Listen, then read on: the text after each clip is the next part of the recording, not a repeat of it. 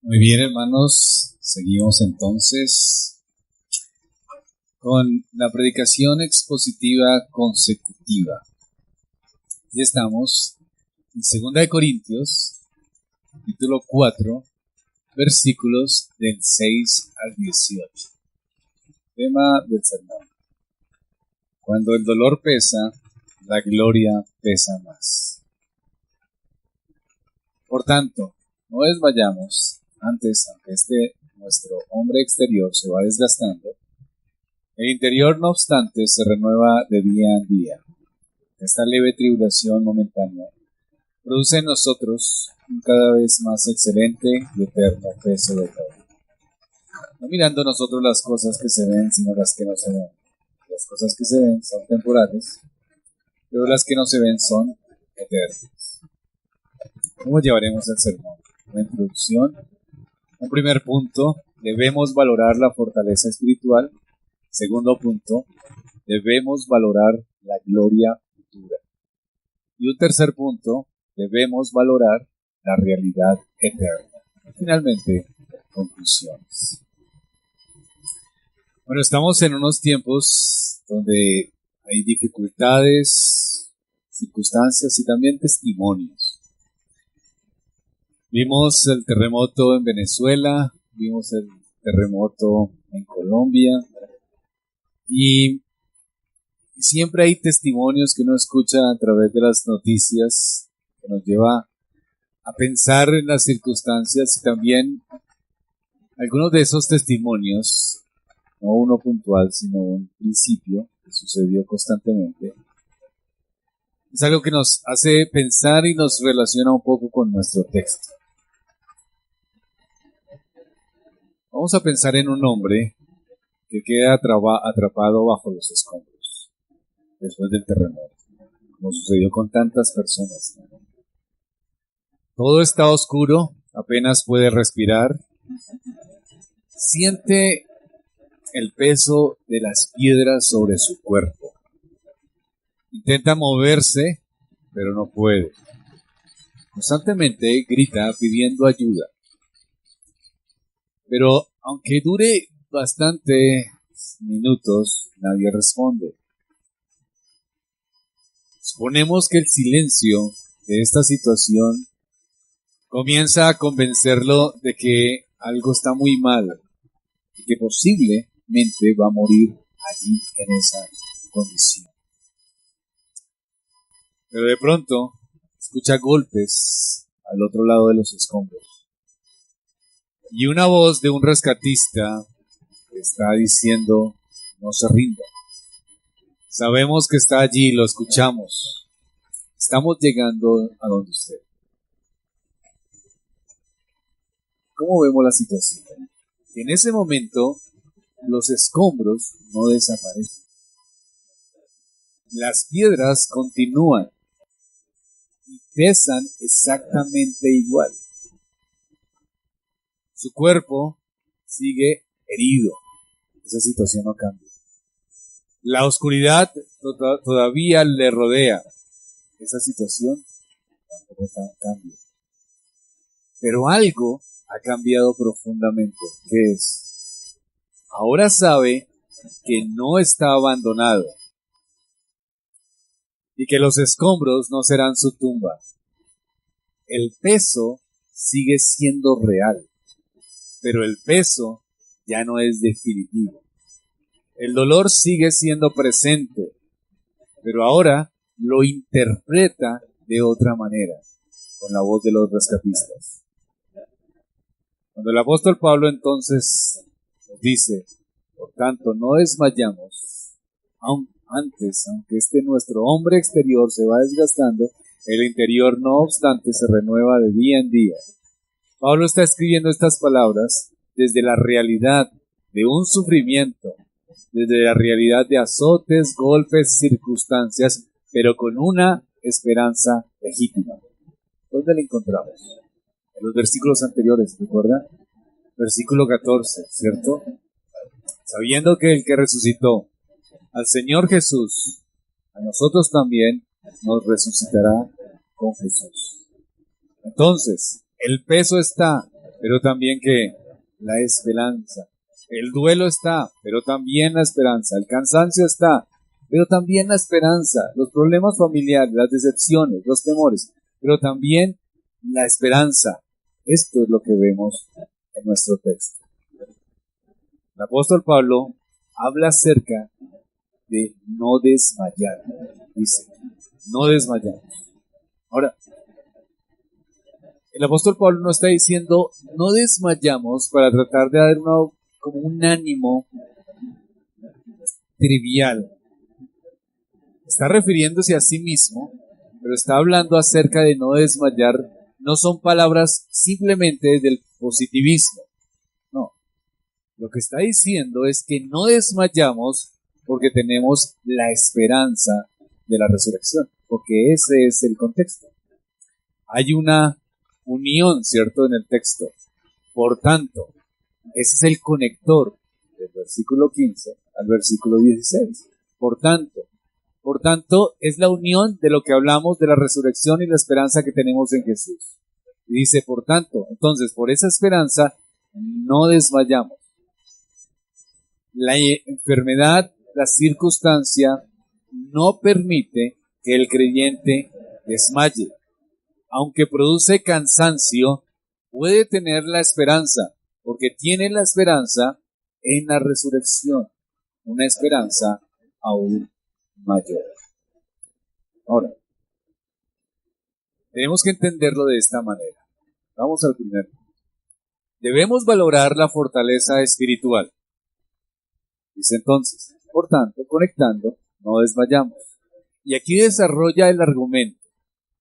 Antes, aunque nuestro hombre exterior se va desgastando, el interior, no obstante, se renueva de día en día.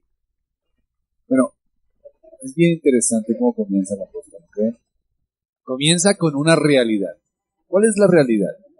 Una realidad inevitable. Nuestro hombre exterior se desgasta, eso es inevitable. No podemos cambiar esas circunstancias. El cuerpo envejece, pierde fuerza, se enferma y finalmente muere. Aún la persona se tome sus jugos verdes, que haga bastante ejercicio y siga al doctor Biden. La realidad es que todos estamos dentro de un cuerpo mortal. Y las escrituras no son ingenuas a esa realidad. El salmista declara, los días de nuestra edad son 70 años y en los más robustos son 80, con todo. Su fortaleza es molestia y trabajo, porque pronto pasan y volamos. La realidad es que el cuerpo se va deteriorando. Ahora, las escrituras no es que desprecien el cuerpo como la filosofía platónica. No. El cuerpo fue creado por Dios y forma parte de la creación. Cuando viene el pecado produjo corrupción y la muerte. Ahora, la esperanza cristiana no consiste en escapar eternamente del cuerpo. Ese era el concepto neoplatónico. Cuerpo y alma. La separación. El cuerpo es malo, pensamiento gnóstico también. El alma es buena y espiritual. Todo lo que tenga que ver con el cuerpo es despreciable y lo que tenga que ver con el alma es profundamente espiritual. Ese no es el concepto de las escrituras. ¿Por qué? Porque nosotros sí sabemos y reconocemos que tenemos un cuerpo de muerte, es decir, nuestro cuerpo por causa de la caída se va acabando y finalmente morimos y experimentamos la realidad del envejecimiento, de la enfermedad y las circunstancias. Pero tenemos una esperanza también en la cual incluye a nuestro cuerpo. ¿Cuál es? La resurrección. Llegará el día en que Cristo levantará nuestros cuerpos y los transformará. Entonces nosotros reconocemos que el cuerpo es apreciado porque es creación de Dios, afectado bajo la caída, como también nuestra alma y todo nuestro ser. Pero un día estaremos en la resurrección con los cuerpos renovados. Entonces no se trata del desprecio al cuerpo, lo que está diciendo en este pasaje. Entonces, ¿de qué se trata? Se trata de una distinción. Esto es lo importante. Es una distinción, no un menosprecio. Es una distinción entre una realidad. El hombre exterior y el hombre interior. No está diciendo que el cuerpo sea malo, ni que el alma sea buena. Está hablando es que hay una realidad en el presente. ¿Cuál es esta realidad? Que nuestro cuerpo es frágil y mortal. Esa es la realidad. ¿Cuál es el contraste? La vida nueva que Dios ha producido en nosotros por medio de la regeneración permanece. El hombre exterior, la realidad es que se desgasta, pero el hombre interior se renueva. Las Escrituras nos muestran esta realidad clara y fiel. La realidad no es ingenua, es clara. La realidad es que todos los cristianos vamos deteriorándonos. Todos los seres humanos, y también incluidos los cristianos, nos deterioramos. Vamos hacia la muerte. Nuestros cuerpos se van afectando día tras día. Esa es la realidad. Hace tiempo no veía un pastor conocido aquí de una iglesia carismática, y lo vi, y antes no tenía cabello, ahora tiene cabello. ¿Será que eso es un milagro? No. Seguramente se puso implantes de cabello, ¿cierto? Porque además su esposa no tenía arrugas, tenía la cara hinchada de las cosas que se colocan allí. Claro, hay un deseo de preservar la juventud a costa de lo que sea. Y hay un intento de hacerlo, y seguramente dentro de esos intentos tendrán validez. Pero una persona que haga muchas cirugías estéticas para conservar la juventud, seguramente tendrá alguna silueta de juventud, pero la realidad es que está envejeciendo y está muriendo. Esa es la realidad, es la inevitable realidad. Aunque el mundo lo trate de mostrar, aunque las personas asocien el bienestar con la juventud, la realidad es que el envejecimiento, los dolores en el cuerpo, las circunstancias de la vida van deteriorándonos una y otra vez. Ese es el desgaste que nosotros tenemos. Aunque en nuestro hombre exterior, dicen las Escrituras, se va ¿qué? Desgastando. No hay nada que hacer, queridos hermanos. No hay nada que hacer. Cualquiera, los jóvenes, los viejos, todos vamos en el camino de desgaste físico. Pero ¿cuál es el punto aquí? Que el desgaste físico lo que hace es producir que no hagamos cosas que podíamos hacer antes. Muchas personas podían trotar, 10 kilómetros, y seguramente a medida que va pasando el tiempo ya no pueden correr esos 10 kilómetros. Muchas personas comían de todo en su juventud y ahora cualquier cosa, leche toca con deslactosada y café descafeinado, ¿no? O sea, ya no se puede ni la leche ni el café real, ¿no? Porque hace daño. Entonces, se podía comer de todo en todas las cosas y ahora ya se tiene que delimitar lo que se come. Y entonces siempre hay cosas que el desgaste físico hace que nosotros no podamos entonces hacer. No podemos correr igual, no podemos trasnochar igual, tantas cosas que el cuerpo físicamente ya le pone un límite. Físicamente, y si usted va envejeciendo más y más, hasta las cosas más sencillas, como acostarse en su cama para descansar, ya no son un descanso.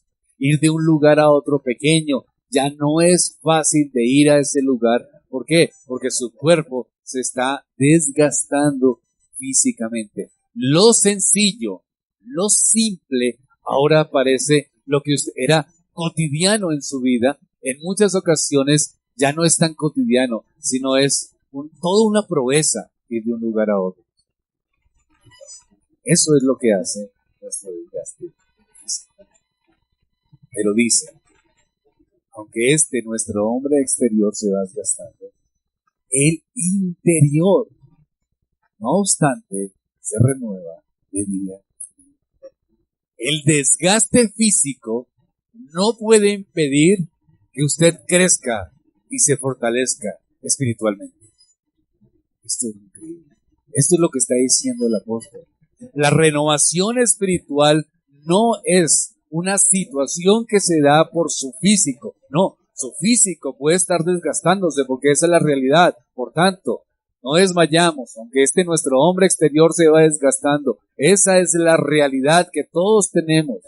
Pero aún en esa realidad hay algo que el desgaste físico no puede impedir. ¿Cuál es? Que el Hijo de Dios, por el poder del Espíritu Santo, crezca, se santifique, se edifique, sea iluminado en el entendimiento, incline sus afectos hacia Cristo, corrija sus pecados, se fortalezca más y más interiormente. Bien, ¿no creen ustedes? Nuestro desgaste físico no impide nuestro crecimiento espiritual. Eso es una verdad profunda. El deterioro físico no puede detener la obra santificadora de Dios. Una persona puede perder fuerza física, pero va a crecer seguramente en paciencia. Una persona puede experimentar enfermedad, pero en medio de esa enfermedad aprende a descansar más profundamente en las promesas de Dios. Puede verse reducida su capacidad de esta persona para realizar muchas actividades y al mismo tiempo va a crecer en mansedumbre, va a crecer en humildad, va a crecer en dependencia de Cristo. Un mundo donde se mira la fortaleza, la juventud, la productividad, la apariencia, el control personal como lo mejor y el motivo de la existencia. El Evangelio nos muestra otra cosa. Nos dice que en medio de la debilidad nos renovamos día tras día. Ahora, ¿esa renovación qué es? El nuevo nacimiento, la regeneración que tenemos por la salvación. El cristiano, esto es para los creyentes, está hablando de los creyentes, no está hablando de todo el mundo, está hablando de los creyentes. El creyente que ha nacido de nuevo, que ha sido regenerado por el Espíritu Santo en su corazón, aun que su cuerpo lo va deteriorando, su espíritu se va fortaleciendo cada día. Eso es lo que dicen las Escrituras. Porque lo entiende, porque es un propósito, porque el Espíritu Santo obra, porque el Espíritu Santo va más allá de las situaciones físicas, del contexto de la enfermedad o la cuestión de la situación, sino que nos va fortaleciendo y llevándonos a un carácter más cristiano. En la debilidad real que tenemos los cristianos, encontraremos entonces el poder del perfeccionamiento de Cristo. ¿Dónde dice eso? Bástate mi gracia. ¿Por qué? Porque mi poder se perfecciona, ¿en dónde? En la debilidad. Pablo entonces estaba comprendiendo que el dolor que estaba experimentando, eso lo estaba ¿qué? Lo estaba purificando, lo estaba fortaleciendo y estaba entendiendo que sus deseos estaban cada día más alineados a la voluntad de Dios. No es que el apóstol Pablo pensara que estaba celebrando la enfermedad o estaba celebrando el dolor y estaba diciendo que bien, estoy enfermo, voy a santificarme más. No, está diciendo que la enfermedad que le lastima físicamente, que la persecución que le lastima físicamente, que la persecución que le lastima físicamente no evita su crecimiento que espiritual. No lo evita, sino todo lo contrario.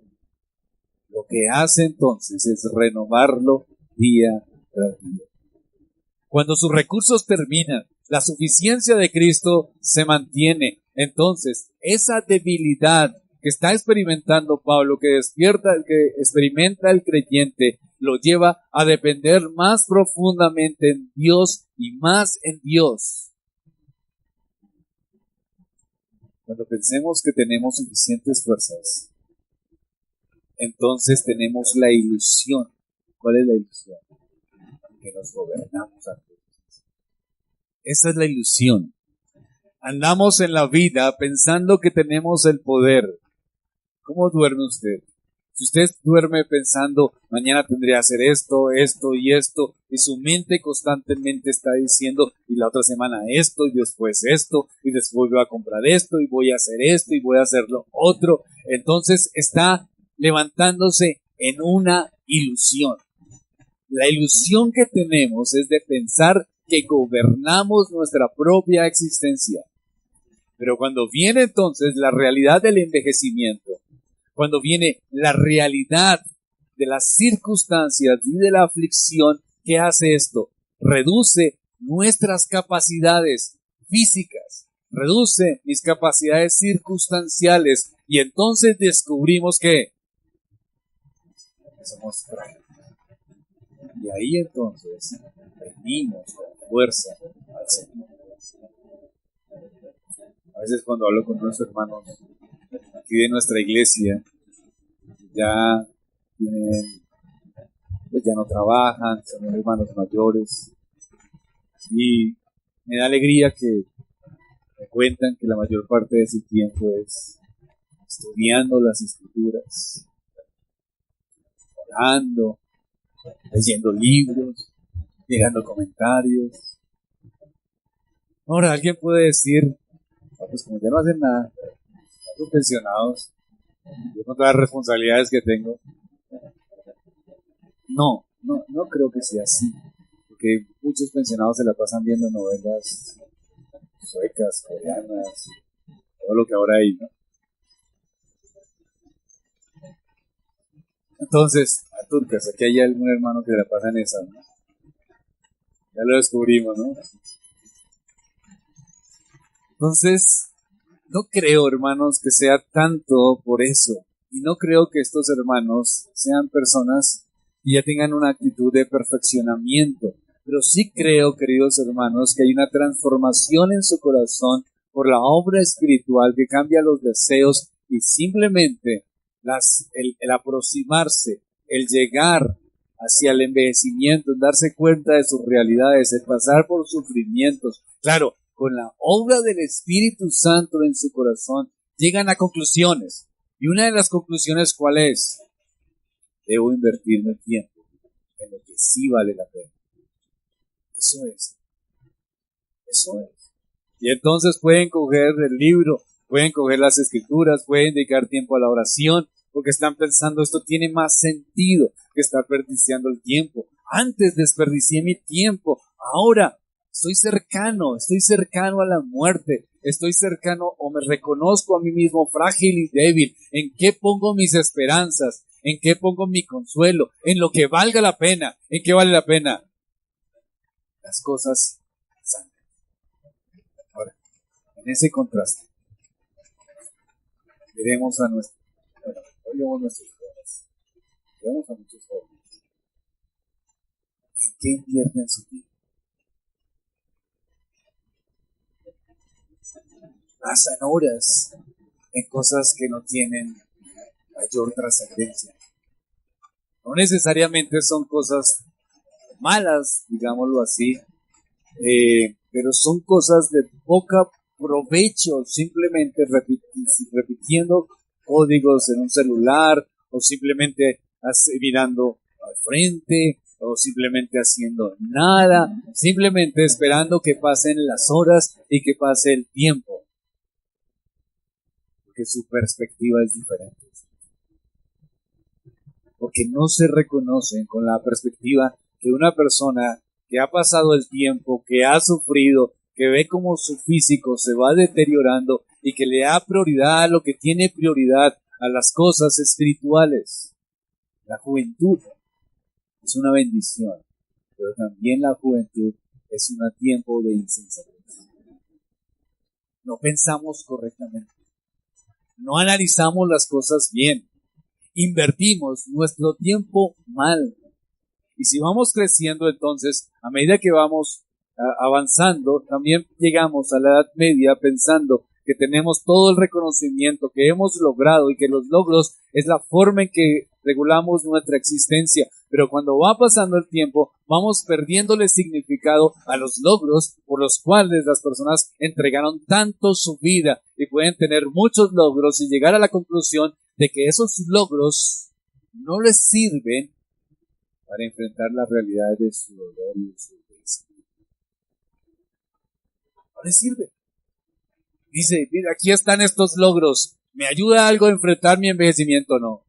¿Le ayuda algo a enfrentar su dolor? No. Tal vez esto lo hubiese invertido en su espiritualidad, estaría más fortalecido en su decaimiento físico. Ahora, ¿cuál es la realidad, hermanos? Dios restaura. Él dice en las Escrituras, Isaías 40:29, Él da fuerzas al cansado y multiplica las fuerzas de los que no tienen ninguna. Pero este texto a veces se malinterpreta y llevan a las personas a pensar que entonces un cristiano de, 50 años va a ir a una competencia de jóvenes de 20 y saca con este versículo al frente, ¿no? No. Es que el Espíritu de Dios da fuerzas en medio de nuestro deterioro real. Eso es diferente. No es que usted va a tener una fuerza física de la nada. Eso no existe para los cristianos. Nosotros nos vamos a envejecer igual, unos más que otros seguramente, unos de otra forma y otros. Pero no es, queridos hermanos, que el sufrimiento y el envejecimiento, y entonces las Escrituras prometen que usted siendo envejecido va a recobrar fuerzas físicas. No, tal vez va a tener buenos momentos físicos, sí, pero como cualquiera, así sea un incrédulo. Lo que sí promete las Escrituras es que por el poder del Espíritu de Dios, si usted ha nacido de nuevo, es que va a coger su corazón, lo va a fortalecer y en los momentos de más fragilidad y más debilidad, aún en su lecho de muerte, será fortalecido por una esperanza futura, por la esperanza de la resurrección de los muertos, por el consuelo de que es un hijo de Dios y que estará con el Señor para siempre. Ahora, quiero aclarar algo. El sufrimiento y el hecho de que estemos desgastándonos y la magnitud del sufrimiento que experimente cada persona no produce madurez automáticamente. Eso es importante aclarar. Es decir, si una persona sufre, por sufrir, no se convierte espiritualmente en madura. El dolor por sí mismo, por sí mismo el dolor, no quiere decir que produzca salvación. Es decir, una persona porque sufra no es salva. ¿Ha escuchado personas que dicen, esa persona ha sufrido tanto que ya se ganó el reino de los cielos, ya se ganó el cielo? Eso es falso. Eso es falso. El sufrimiento en sí mismo no salva a nadie. El sufrimiento en sí mismo no hace que las personas vayan al reino de los cielos. El sufrimiento en sí mismo no tiene ningún sentido si no es porque está en las manos de Dios y con el poder del Espíritu Santo. ¿Por qué? Porque el dolor para una persona que no tenga al Señor, para una persona que no reconozca a Cristo, que no ha tenido el poder de Dios en su corazón, que no ha tenido el nuevo nacimiento, ¿qué puede producir el dolor? Amargura, resentimiento, endurecimiento. Muchas personas pueden estar en este momento en su lecho de muerte absolutamente resentidos por la vida que están teniendo en ese momento o porque la enfermedad les está pasando a ellos y no la merecen ellos, sino las merecen otras personas, porque la vida no fue buenos con ellos. Pueden estar resentidos con su cónyuge, pueden estar resentidos con sus hijos, pueden estar resentidos con sus padres, una amargura y un resentimiento en el peor de las situaciones, en el peor de los dramas. Pueden experimentarlo. ¿Por qué? Porque el sufrimiento en sí mismo no transforma. No es el sufrimiento por sí solo, no es el sufrimiento el que genera cambios, no es el sufrimiento en la circunstancia por sí sola que hace que una persona pueda ir al cielo, no es el sufrimiento el que hace que una persona se santifique, no es el sufrimiento el que hace en sí mismo que la persona sea transformada. Entonces, el sufrimiento es instrumento, pero el que hace la obra es Dios. Es decir, Dios es el que santifica, Dios es el que transforma, Dios es el que produce el nuevo nacimiento y Dios utiliza el sufrimiento para esa santificación. Es diferente. No es el sufrimiento en sí mismo, es el poder de Dios que toma el sufrimiento para destruir todo nuestro orgullo, para avergonzarnos, para reconocer nuestra miseria, para reconocer que estamos débiles y cansados y venir profundamente ante nuestro Salvador. Si uno está enfermo, si usted está enfermo, tal vez eso ha reducido sus fuerzas. Entonces Dios da la esperanza. Tal vez lleva tiempo cuidando a un familiar que está a punto de morir. Eso reduce nuestras fuerzas. Eso cansa también, queridos hermanos. Y empezamos a pensar en las reales limitaciones cuando cuidamos a nuestros familiares que están en una situación de sufrimiento extremo. Pero no puede interpretar automáticamente esa debilidad como una señal de abandono espiritual. Tiene que verla que Dios está perfeccionando a sus santos y que Dios está realizando algo en su interior, una obra profunda.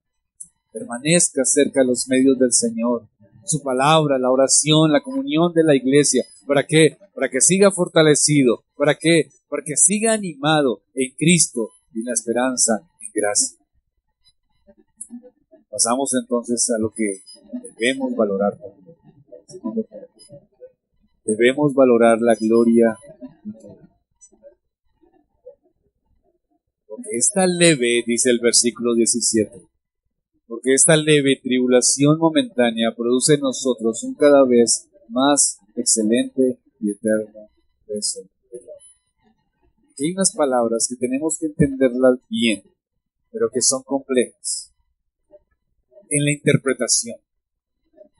La palabra leve tribulación. Él está hablando, el apóstol Pablo está hablando de sí mismo. Y entonces está diciendo que esta leve tribulación, y uno piensa, fue golpeado, fue azotado, fue encarcelado, azotado varias veces, tuvo las peores circunstancias, no tenía ni siquiera un lugar seguro donde descansar. Esa era su vida, una vida de constante sufrimiento. Y él llega y dice, leve tribulación. No hemos llegado nosotros a sufrir lo del apóstol Pablo ni acercarnos a la mayoría. Si para él es leve, entonces ¿qué seremos nosotros, no? Mínimo de lo leve, ¿verdad? Ahora, no significa que la leve tribulación fuera en el sentido de pequeña. Esa es una mala interpretación a veces que se le hace al texto. No es que fuera indolora, o no es que fuera algo fácil de soportar, no es que algo que sea casi sin importancia. No está diciendo el apóstol Pablo que el sufrimiento no duele. Eso no es lo que está diciendo. No está diciendo que el creyente puede tratar una tragedia como si fuera algo insignificante. Una vez alguien se murió de alguien que nos criamos en la iglesia, muy jovencitos, y se murió una persona. Fui a darle las condolencias a su hermano. Me dijo, no me diga eso porque nosotros sabemos que tenemos una esperanza y estamos tranquilos. Su actitud era una actitud de ocultar el dolor. tomaba este versículo, porque esta leve tribulación momentánea, como haciendo una actitud de que algo, lo que estaba sucediendo era pequeño, como que no estaba teniendo una tragedia. Y las escrituras no nos están indicando esto. No le están diciendo al creyente que tratemos la tragedia como si fuera algo insignificante. No es esto lo que quiere decir el texto. Entonces, bueno, el apóstol Pablo dice que fueron abrumados sobremanera más allá de sus fuerzas, que perdieron esperanza. Entonces, él habla que realmente el sufrimiento fue algo constante, algo que se le dio muy fuerte, que lo sobrepasó. Entonces, la expresión leve no puede ser contraria a lo que él ya había expresado del sufrimiento que lo sobrepasó. El sufrimiento no es leve. Entonces, cuando decimos leve, no lo decimos en que aminoramos la realidad de su sufrimiento. Leve, entonces, es una expresión comparativa. No es una negación del dolor. Es algo contrario. No es que andemos negando el dolor. La tribulación no es leve. La tribulación es dura, ¿cierto? Y puede ser desgarradora, y puede ser prolongada, y puede ser humanamente imposible. Entonces, la palabra leve se debe entender en el comparativo con la gloria y el peso de gloria que vendrá. ¿Qué quiere decir, hermano? Que la tribulación es presente, pero la gloria es que futura, eterna. La tribulación es momentaria, pero la gloria es eterna. La tribulación tiene un límite, pero la gloria no tiene fin. La tribulación posee un peso real, pero la gloria posee un peso infinitamente mayor. Por tanto, leve no describe que sea una aflicción pasajera, simple o trivial. Entonces, es comparado con lo que tendrá. La aflicción puede ser pesada para nosotros, queridos hermanos, pero no es más pesada que la gloria. No es leve porque duela poco. No es leve porque no sienta nada. Es leve porque no puede compararse con aquello que Dios nos dará. No es leve porque dure necesariamente a pocos días. A veces se utiliza este versículo para llevar a una persona que está de pronto en el hospital y está enferma, entonces porque de pronto está enferma unos días. No es leve por eso, queridos hermanos, porque algunos cristianos durarán años en alguna situación difícil, de dolor, de angustia, no sé, cada uno, Dios en su providencia dará. Algunos durarán años y otros, su dolor los acompañará hasta la muerte. Esa es la realidad. Pero entonces, porque dice que es leve, que es como momentáneo. ¿Por qué? Porque comparada con la eternidad, incluso, queridos hermanos, una vida entera de sufrimiento posee el final. Dice Pablo en Romanos 8:18. Pues tengo por cierto que las aflicciones del tiempo presente no son comparables con la gloria venidera que nosotros ha de manifestar. Entonces, es necesario, queridos hermanos, que utilicemos bien de manera correcto esto de leve.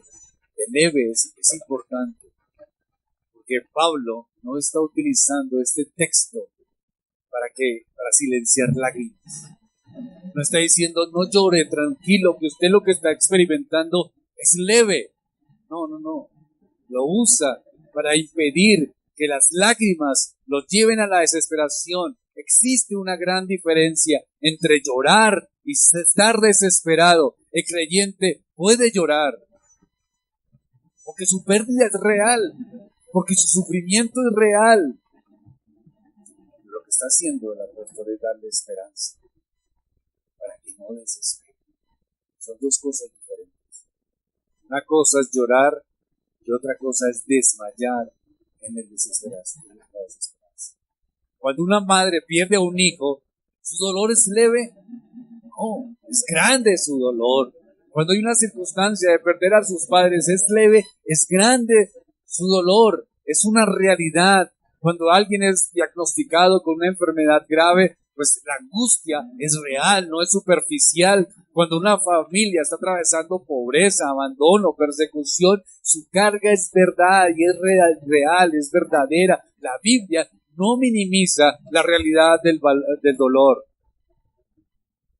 La Biblia no está tratando de llamar a las cosas pequeñas que son enormemente grandes para nosotros en nuestra humanidad. Nos invita a reconocer que sea lo que sea, no es eterno, que no puede destruir nuestra herencia que tenemos en Cristo. La fe entonces real y verdadera de cristiano no está diciendo esto, no duele. La fe cristiana dice, duele, pero Cristo es diferente. La fe cristiana dice, esto es pesado, pero responde, la gloria verdadera. La fe cristiana dice, estoy quebrantado, pero no estoy abandonado. Miren cómo dice el versículo 16. Porque esta leve tribulación momentánea, ya vimos que el Señor nos está reduciendo la realidad del sufrimiento y de nuestra expectativa humana. Así nos está dando un comparativo. ¿Qué dice entonces? Produce en nosotros un cada vez más excelente y eterno peso de gloria. ¿Qué quiere decir, hermano? Quiere decir que esa tribulación, esa circunstancia, Dios no la desperdicia. Dios no desperdicia el sufrimiento de sus hijos. ¿Cómo así? El sufrimiento tiene un propósito salvador. El sufrimiento tiene un propósito santificador. Que la salvación, claramente, como ya lo vimos, es por gracia, que no es por la cantidad de sufrimiento, pero que Dios sí puede utilizar el sufrimiento para que el creyente sea más fortalecido, para que el creyente se relacione más profundamente con Dios. Puede utilizar la enfermedad para enseñarle a usted a depender más de Dios. Puede enseñarle por medio de una pérdida para que dependa su corazón de Dios y saque los ídolos. Un deseo que nunca ha llenado, que no se cumple, como el matrimonio, como una situación económica. Puede Dios no dársela para que usted quite ese ídolo de su corazón y se acerque más a Dios. Eso es. Puede experimentar una temporada de soledad para que usted pueda profundizar realmente en la comunión con el Señor. No siempre comprenderemos los propósitos de Dios. Solo estoy diciendo algunas posibilidades, porque el punto es el siguiente, que Dios no desperdicia ningún sufrimiento de sus hijos. Todos los capitaliza hacia la santificación de ellos, hacia la fortaleza de ellos, hacia que ellos se relacionen mejor con un Dios santo. Habrán pruebas y sus razones permanecerán ocultas. Pero nuestra fe no descansa en una explicación completa, sino en el carácter de Dios. Dios es bueno y Dios es santo. No conoceremos las razones de sus providencias, pero conocemos que Dios es el Dios de la providencia y sabemos que es un Dios sabio, justo, bueno, fiel. Sobre todo, sabemos que no escatimó ni a su propio Hijo. Y la cruz es una demostración de que Dios no desperdicia el sufrimiento en ningún aspecto. Jesucristo soportó el sufrimiento más profundo de la historia. El Hijo eterno de Dios se humilló, tomó forma de siervo y fue obediente hasta la muerte y muerte de cruz. Allí en la cruz cargó la culpa de su pueblo, soportó el juicio y el merecimiento y obtuvo nuestra reconciliación. Su sufrimiento fue verdadero, terrible e incomparable. Sin embargo, después de la cruz que vino, la resurrección, después de la humillación que vino, la exaltación, el camino de Cristo fue de sufrimiento, pero luego fue de gloria. Nosotros participamos en sus padecimientos, queridos hermanos, y también participaremos en ¿qué? En su gloria, en el momento de la resurrección. Entonces, nuestra aflicción no nos salva, pero tampoco es inútil, porque está en las manos de nuestro Dios. Si usted siente su aflicción, que es muy fuerte, que es muy pesada, cada mañana lo acompaña, sus pensamientos son constantes en medio de la aflicción, las Escrituras nos llevan a medir nuestra aflicción, no centradas en ella, sino en la totalidad de la historia, queridos hermanos. Su aflicción es real, pero no es definitiva. Su dolor es profundo, pero no es eterno. La aflicción puede acompañarte por muchos años, puede acompañarle aún hasta la muerte, pero no podrá ir después de la tumba. Hasta ahí se queda. Llegará el día en que Dios enjugará todas las lágrimas de los ojos de su pueblo. La muerte será destruida, el pecado desaparecerá, el cuerpo será resucitado y nuestra comunión con Dios será perfecta. Qué bien, ¿no? Y por eso nos manda el siguiente versículo. Por eso debemos valorar las realidades eternas. No mirando a nosotros las cosas que se ven, sino que las que no se ven. Pues las cosas que se ven son temporales, pero las que no se ven son eternas. La pregunta es, ¿cómo Pablo pudo soportar tanta aflicción? Porque su mirada tenía la dirección correcta. Él podía soportar la aflicción presente porque no interpretaba su vida únicamente con los ojos físicos que podía observar. Las cosas visibles que le decían al apóstol Pablo: estás débil. Eso son las cosas visibles. ¿Qué le decían? Estás perseguido. ¿Qué le decían? Estás derrotado. Los propios de la congregación decían algunos: él no tiene esperanza, ni siquiera es legítimo, porque tiene sufrimiento, está desahuciado, no tiene fuerza. Las cosas visibles le decían eso, pero las cosas invisibles, ¿qué le decían? Eres hijo de Dios, eres coheredero con Cristo, eres ciudadano del cielo, y futuramente participarás en la gloria eterna. Ahora, Pablo no es que pensara que las cosas visibles sean irreales. Él no es como una especie de gnóstico, ni tampoco es como estos gurús de la nueva era, como tratando de estar en un sistema donde no existimos realmente, como dicen muchos, ¿no? No era nada de esas cosas que no tienen sentido. El apóstol Pablo no estaba tratando de generar una espiritualidad que desprecie la realidad. No. El apóstol Pablo valoraba la realidad, las escrituras valoran la realidad. Por eso es que la Biblia habla acerca del trabajo, por eso es que la Biblia habla de la familia, por eso habla del cuerpo, de que debemos cuidarnos, porque la realidad es importante. Nosotros vivimos en una realidad con nuestros hijos, con nuestros cónyuges, en la iglesia. Esa realidad es importante.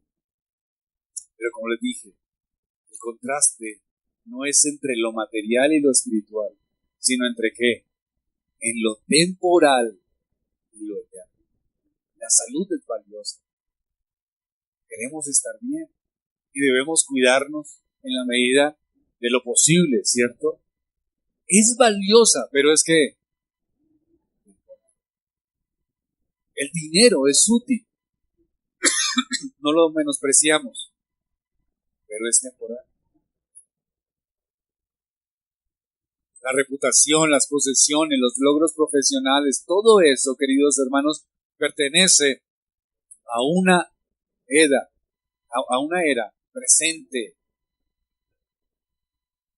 Pero las realidades invisibles son eternas. Y ese es el punto que nos lleva al texto. No mirando nosotros. Es decir, la perspectiva es hacia lo eterno, queridos hermanos. ¿Qué es lo que usted siempre piensa? ¿En qué invierte sus pensamientos? en las preocupaciones económicas, en el dolor físico, en las noticias, en las opiniones que las personas tengan sobre usted. Tenemos que invertir nuestro tiempo y nuestros pensamientos, lo que dice Hebreos, en fe. Después la fe, la certeza de lo que se espera y la convicción de lo que no se ve. El creyente, queridos hermanos, tiene que enfocarse en lo invisible. Bueno, no lo conoce así. Cuando el creyente ora, está invirtiendo tiempo en lo invisible, porque sabe que el Padre le escucha. Cuando el creyente resiste la tentación en medio de un mundo que le está diciendo que tiene que pecar y que tiene que saciar sus sentidos, y el creyente resiste la tentación, ¿es por qué? Porque valora lo invisible, que es la comunión con Cristo, más que un placer inmediato. Cuando un creyente sirve en su iglesia, sirve a otros, sin recibir recompensa, ¿qué piensa? Mi trabajo en el Señor. Entonces, ¿qué está haciendo? Está mirando lo invisible.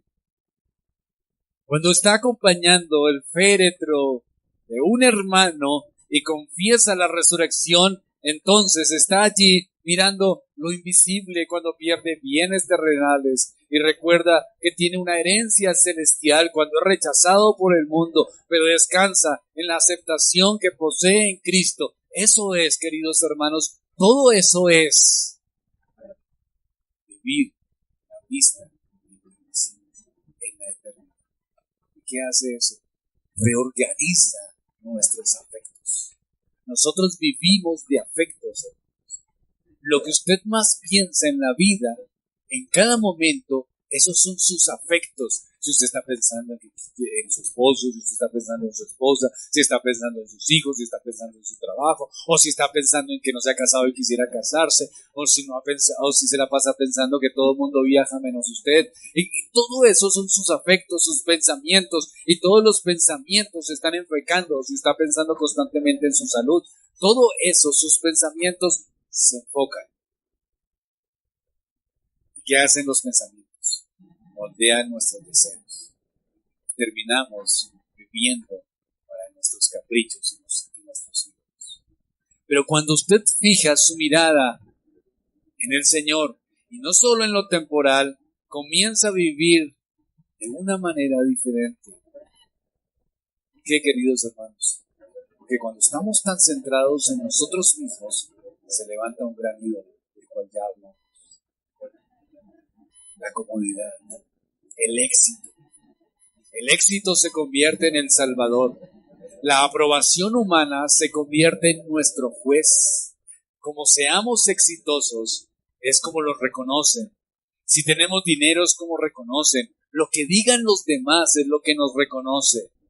Y nos aferramos a estas cosas y las sostenemos hasta la muerte. Pero cuando contemplamos por fe las realidades eternas, ¿qué pasa? Nuestros afectos. Claro, nos agrada también los dones temporales, pero ya no los vemos como si fueran eternos. ¿Sí ven la diferencia? No es que menospreciemos este mundo y nuestras realidades, no es que nos menospreciemos la salud, no es que nos menospreciemos el bienestar, pero ya los vemos desde la perspectiva correcta. Sabemos que estarán y ya no estarán. Miren ustedes, los que hemos estado años aquí en la iglesia, que llegamos jóvenes, ¿cómo eran nuestros hijos? Pequeños, ¿no? Los abrazábamos, sentíamos esas responsabilidades, esos afectos de ver esos niños en nuestros brazos tan frágiles, y pensábamos que ese momento era el mejor momento, y ese momento ya no está. Ya vienen niños, adolescentes, algunos de ustedes ya tienen sus hijos adultos, y un día, eso espera, ya no estarán en sus casas.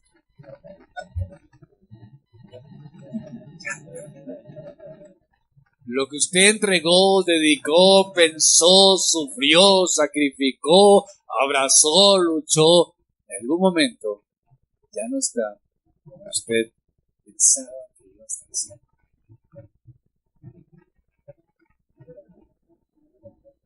Con la misma forma. Algunos padres a veces nos quedamos en el tiempo, ¿no? Nos engañamos, ¿no? Porque ya no es, ya no está de esa forma, ya no existe, eso fue pasajero, ya no va a ser y no va a volver nunca. Pero ¿qué sí tenemos? Una esperanza trascendente. Si miramos lo temporal, nos damos cuenta que siempre será algo pasajero, que no podemos conservar, pero si nuestra mirada está fija en el Señor, autor y consumador de la fe, podemos disfrutar a nuestros hijos, podemos ser buenos esposos, podemos ser buenos padres, podemos ser personas solteras que disfrutan su soltería, pueden hacerlo completamente porque saben que cualquier don, cualquier gracia solo es temporal, porque tendremos algo aún que mayor, glorioso, eterno. Todas nuestras circunstancias aquí pueden cambiar. Su salud puede cambiar, su economía puede cambiar, la relación con sus hijos, con su cónyuge. Todo puede cambiar, pero Cristo no cambia. Lo visible puede ser removido, pero el reino de Dios permanece. Tu cuerpo se va a debilitar, pero las promesas de resurrección siempre serán firmes. Entonces, querido hermano, como conclusión, dirija su mirada a Cristo. Vea las Escrituras, no solamente para recolectar información, sino para ver lo que tienen ellas en Cristo. La fe persevera no porque el creyente tenga una fuerza ilimitada, sino porque se ha unido a un Salvador invencible, a Cristo. Esa es nuestra esperanza. Que podamos ver la vida real desde el panorama, desde la óptica, desde la visión de las Escrituras. A nuestros jóvenes, a nuestros niños. Están comenzando, están creciendo. Que van a tener una gran tentación de mirar este mundo con una ilusión equivocada. No que sea malo hacer las cosas, estudiar, trabajar, sino con una visión equivocada. Enfocarse en los deseos de este mundo. Vivir bajo los parámetros de este mundo, pero al pasar el tiempo se darán cuenta que terminarán cansados, cargados, y nada de eso les dio satisfacción. Pregúntenle a sus mayores. Por eso las Escrituras dicen que los ancianos enseñan a los más jóvenes. Pregúntenles, ¿qué hay, hermanos de muchos años de fe? Pregúntenles cómo recuerdan su juventud, si pueden decir que la disfrutaron plenamente. Ese es el engaño de la vida, que dice a los jóvenes, disfruten. Disfrutar es estar sin Dios y vivir bajo todos los placeres de ese mundo. Eso es pérdida.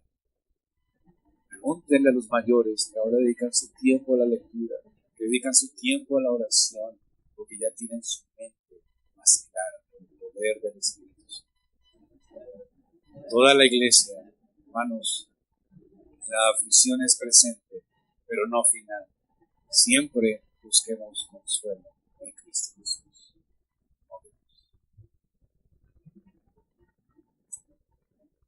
Padre, gracias. Tu palabra, Señor, es consoladora. Nos saca un poco de nosotros mismos. Tu culto es consolador. Nos saca un poco de nosotros mismos. Gracias por ello. Que podemos verte a la luz de las Escrituras, encontrar un consuelo eterno. Nos pones en la perspectiva correcta, no nos engañas, no nos das falsas promesas como el mundo, como las religiones. Es real, nos das promesas reales, tanto el sufrimiento real como la gloria. Por la gloria viene más consuelo. Ayúdenos a meditar en esa